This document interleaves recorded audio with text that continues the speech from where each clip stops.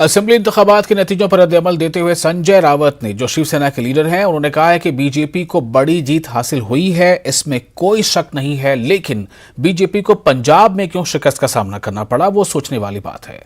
संजय रावत ने कहा कि उत्तर प्रदेश में बीजेपी जीत दिलाने में मायावती और ओवैसी का बहुत बड़ा किरदार रहा है। ये संजय रावत कह रहे हैं। देखिए, भारतीय जनता पार्टी को बड़ी जीत मिली है। उत्तर प्रदेश तो उनका राज्य था, फिर भी अखिलेश यादव की सीटें बहुत बढ़ गई है। 42 से 125 के ऊपर चली गई, 3 गुना बढ़ गई। मायावती का योगदान है बीजेपी के विजय में, वो तो मानना पड़ेगा। ओबीसी का भी है, तो उनको पद्म विभूषण, भारत रत्न देना पड़ेगा अभी सबको।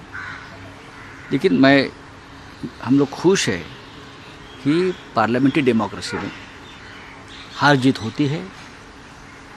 उत्तर प्रदेश, गोवा, उत्तराखंड में बीजेपी जीत गई है, उससे हमें दुख होने का कोई कारण नहीं है। आपके खुशी में हम भी शामिल हैं। उत्तराखंड के मुख्यमंत्री क्यों हार गए, गोवा में 2 डिप्टी सीएम हार गए। लेकिन सबसे बड़ा चिंता का विषय है पंजाब।